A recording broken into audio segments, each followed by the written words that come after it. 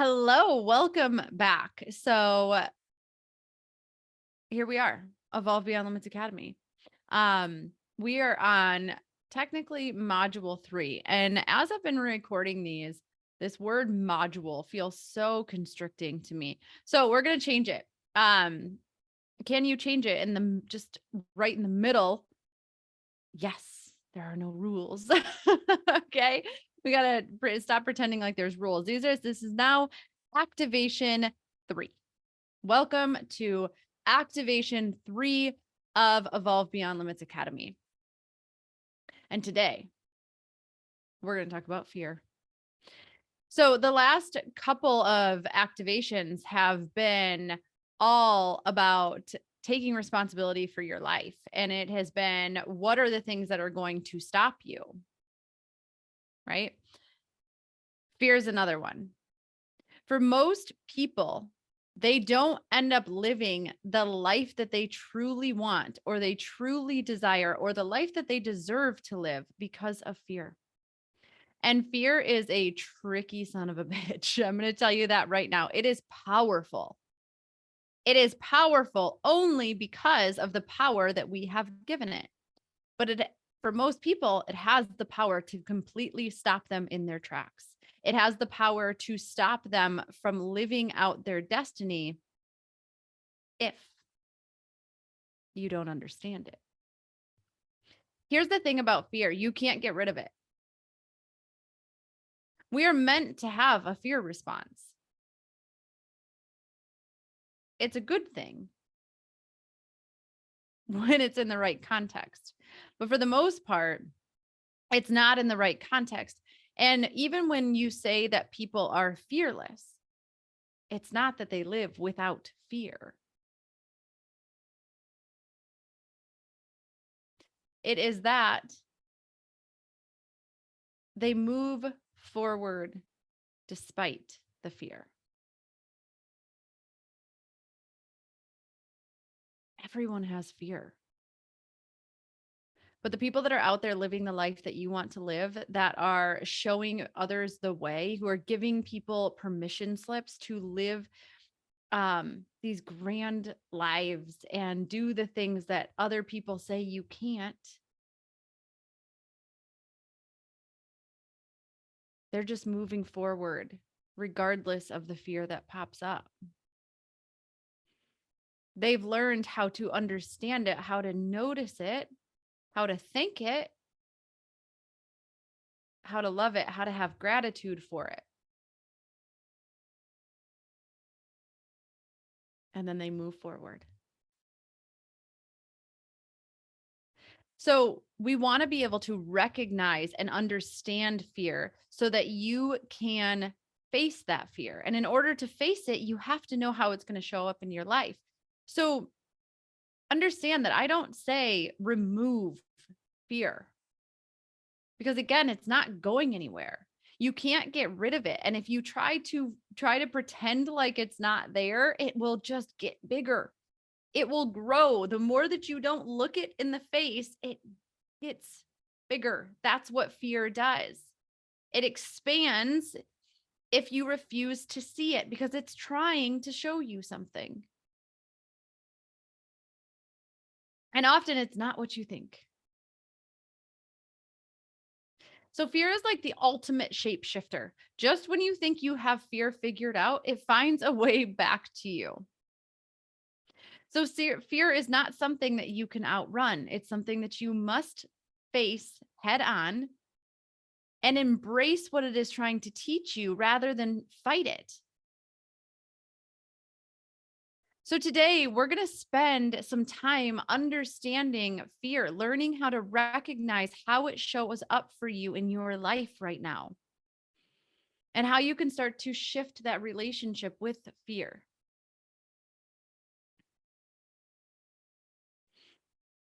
So when you think about fear, what do you think of? Close your eyes. What comes up for you? You see, there's two types of fear. There's perceived fear and there's actual fear. Actual fear pops up when we are in a life-threatening situation and we need to act in order to get out of a life-threatening situation. So that is when actual fear pops up. How often we are actually in that situation where our life is in danger is rare. I mean, I guess I don't know what kind of life you're living, but I think it's pretty rare. Most of our fear is the other type. It's perceived. Most of our fear comes from here. It's the things that we are afraid of or learn to be afraid of because of the limiting beliefs that you have, because of the stories that you have created or accepted into your life, or your perception of something. Often fear comes from a lack of understanding. How often in our world are we afraid of something because we simply don't understand it?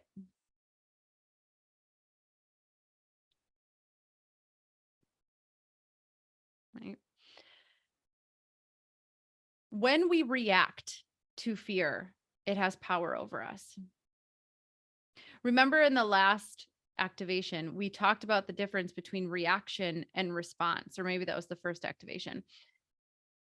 When you react, you have given your power away to the fear. And usually the reaction to fear is to run in the other direction. It's to avoid it altogether.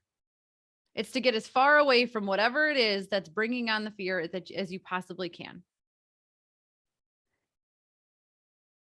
When we choose to look fear in the face and bring it into the light, all of a sudden we have an opportunity to move through it. And once you do that, it no longer has power over you.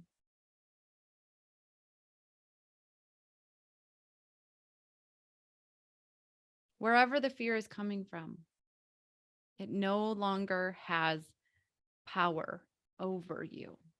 It is no longer calling the shots in your life.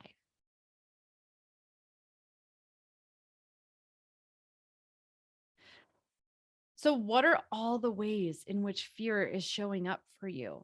I think it's important to understand that fear does not stay linear. Fear, what it's going to do is it is going to impact you physically, mentally, emotionally, energetically. And when it can't get in, it's going to find a way.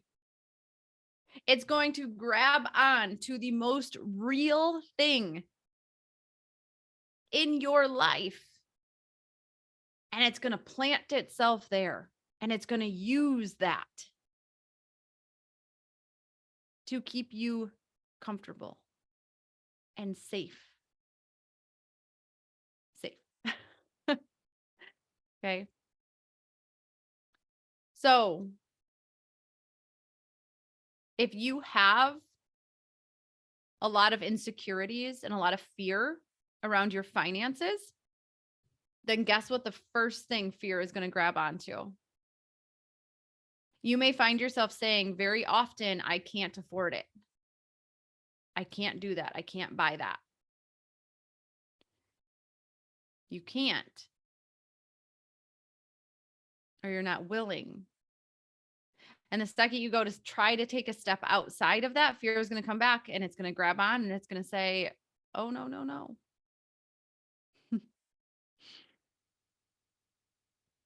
And if you get over that hump, it's going to find something else that you're attached to.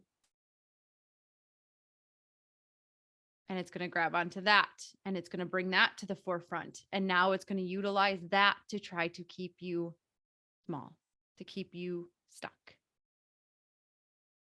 So I want you to think about something that you're afraid of. Like, what is a worst case scenario for you? What is something that you know has power over you?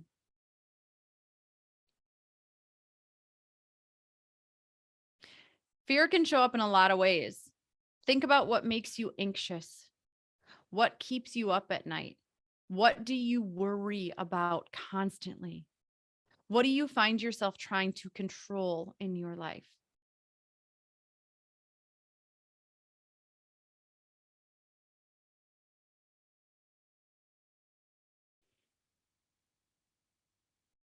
They all stem from the same place. They all stem from fear.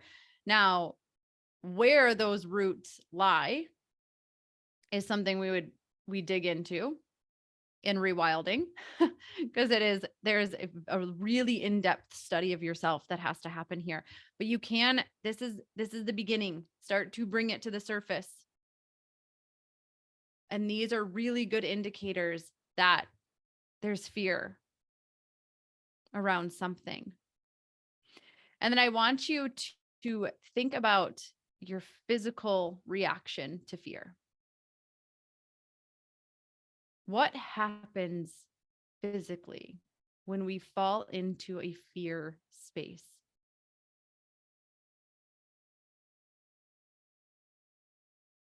We react the same way to fear, regardless of if it is actual fear or perceived fear. This is why people are living in a chronic state of stress. When we think about how our body physically reacts to fear, it is no different than it was thousands of years ago when we were being chased around by saber-toothed tigers trying to survive. So your body does not understand the difference between you being chased by a saber-toothed tiger and you have anxiety about not making it to an appointment on time. It seems crazy that that can be true, and that is true. Your body doesn't know the difference. It thinks it is in a life-threatening situation. And therefore, your body is always going into fight or flight or freeze from perceived fear, from fear that has been made up in your head or it's been passed down to you. One of the things, and this is like fascinating, whenever somebody is trying or like thinking about, going out on their own and quitting their job or whatever it is, like what's one of the first questions that people ask? What are you going to do about insurance? What? Insurance? Well, okay. Buy it, purchase it. I'll figure it out. That is a fear. Fear that has been ingrained in us.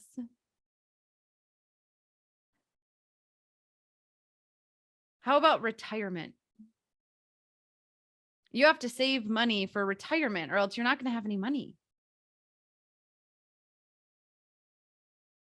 Okay. I mean, if we're going according to human design, there's 70% of the population out there that's never meant to really retire. So we are building our life based on a rule that somebody said, you work until you get to this age, and then you stop working, and then you live your life.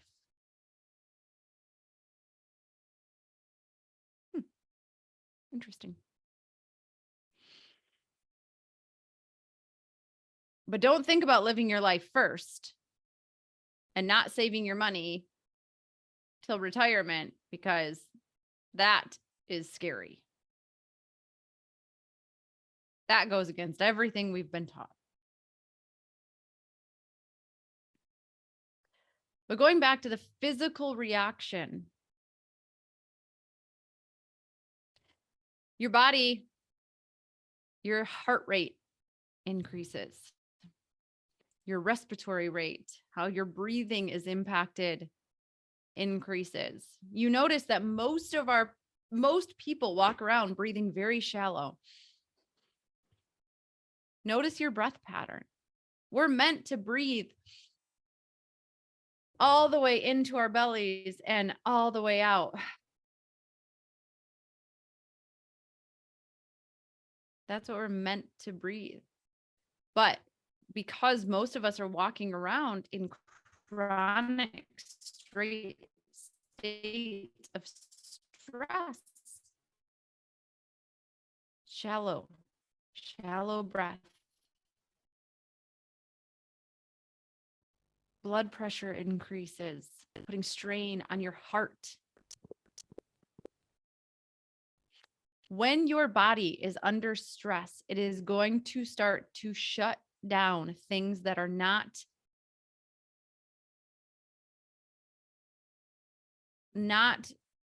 pertinent to survival. Okay. So things like it will start to shut down your appetite. Your appetite will go away because like when you are when your body thinks that it needs to fight, it needs to run, or it needs to freeze, you can't be hungry. There is no time to be hungry in those situations. But what that does is it can actually lead and result in binge behavior. Because you cut off your appetite for long enough. And then if you have a moment where you're not stressed, your body is trying to get that all back. It needs the food. It needs those calories. It starts to shut down your digestion and your metabolism slows down. Because, again, when you are in a state of fight or flight or freeze, there's no time to be digesting food. This is such a huge trickle effect, and it's the ripple that people don't understand are happening within them when we are at this chronic state of stress. And most people have been there their entire life, so it has become their baseline. When they start to recognize fear and they actually start to bring it down, and when I do one-on-one work with people, when we start to reset that baseline, it almost feels boring. You've got this sense of calm that is so unfamiliar that you will actually try your entire body will try to go back to that baseline. It's fascinating. So then another thing, think about your reproductive system.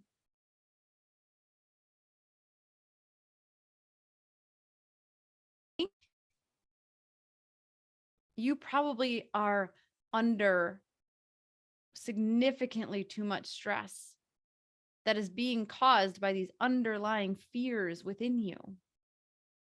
Fear of not making enough money, fear of not, having enough, fear of your house being gone, fear of something happening to your kids, fears. Because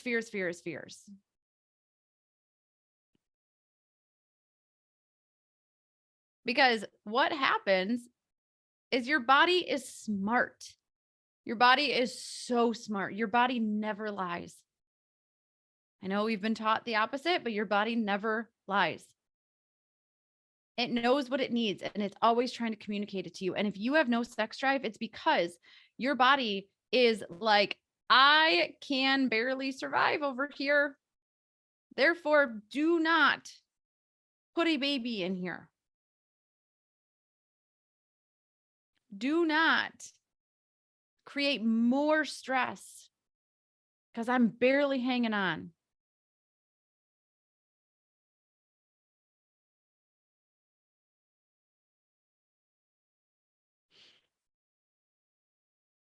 So, understanding that fear is an emotion just like anything else. It's there to tell you something. It is there to show you something.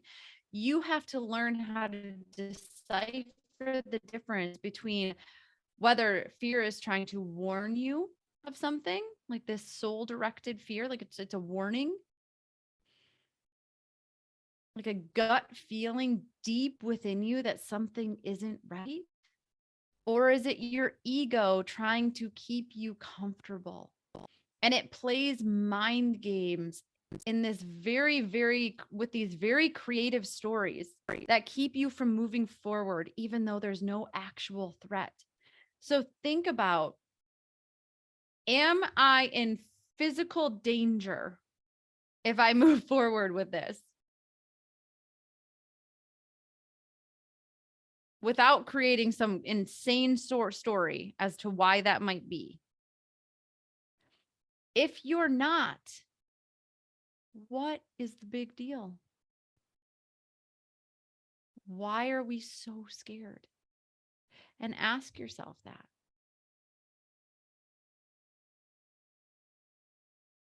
You might come up with the answer. You might not come up with the answer until you do it and realize it wasn't as bad as you thought.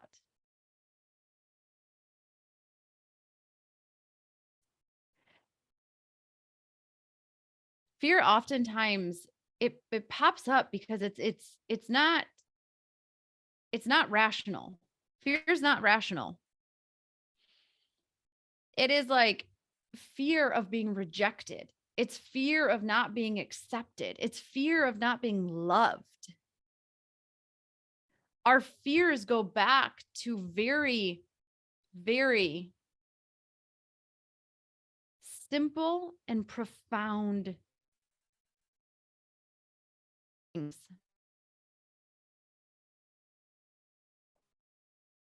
So that's your physical. And I want you to really sit with that. What happens in your body? How do you know when fear is starting to pop up? Notice. Then we've got this mental body that it impacts. So we've got our physical body, then it's our mental body. Do we make smart decisions when we are under some sort of duress or we're spinning in anxiety and worry? No. Because that's happening up here. And if you work with me in any capacity and we do human design, you're going to understand that no decision should be made using your mind.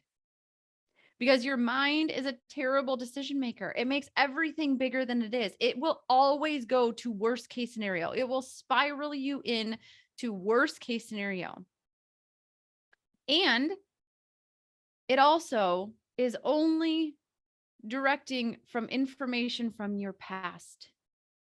So you're making decisions based on who you used to be, based on your past conditioning, not based on what is best for you in this moment. That is why your gut is your decision maker. Your mind will lead you to safety. Your gut will lead you to success. So this is when you have to ask the question. Simple yet profound. Is this true? Whatever your mind is making up, do I have any evidence to support this? And even if your mind says, yeah, see, you tried it in the past and it didn't work. Are you the same person that you were back then? Have you not learned at all? Have you not grown? Do you not have more experience under your belt? Trust your gut, because your mind will take you to a scary place.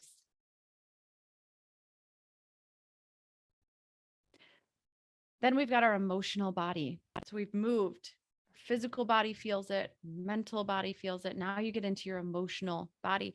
What does fear do to you emotionally? How do you feel when you fall into fear? Are you sad? Are you angry? Do you fall into a place of paralysis? Do you start to question every single thing in your life?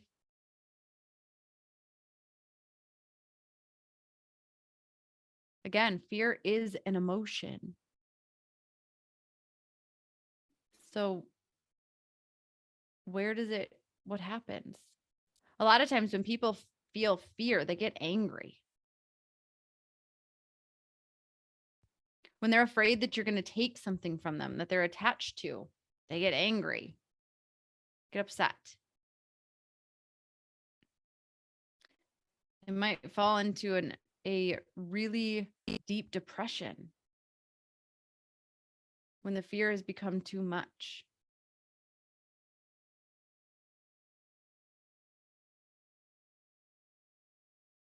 Maybe you freeze up. You get overwhelmed. And when that overwhelm comes, it puts you into a state of paralysis. This is my telltale sign. Paralysis. I stop. I get overwhelmed because I'm getting too far out in front of me. The thing about fear and worry and anxiety is that there's two antidotes. Two. One is the present moment. If you are where your feet are, there's nothing to worry about. Fear comes when you are looking at the past or you're looking for the future and getting caught up in it. The other one is action. If you're afraid of doing something, do it. No faster way to get over the fear of it. No faster way to blow through the fear. Do it. Don't think about it. Just do it. Take action. Don't stop.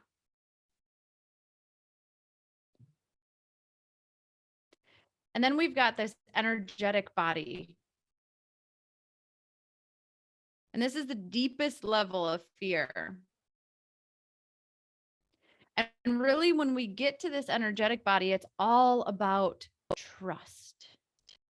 Trust in ourself and trust in something bigger than us. Trust in the divine plan. Trust in your divine destiny.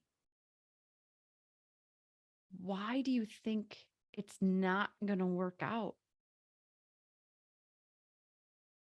Even when you look back on your life, even the things that didn't seem like they were working out in the moment do. I think it's Steve Jobs who says you can't connect the dots looking forward. You don't know why things are happening the way that they're happening, but there's no reason to be afraid of it. Look at it through the eyes of wonder. When you can look at life through the eyes of a child, through the eyes of wonder,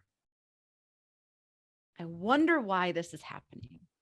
I wonder why this is unfolding the way it is. I wonder what today will bring. I wonder what magic can happen if I move forward, regardless of the fear. That will bring you so much energy. So much energy. We'll look at the world through a completely different lens. Stress, worry, fear, all of that is draining. It is so draining on your system, and you're probably exhausted and burnt out, and you don't know why.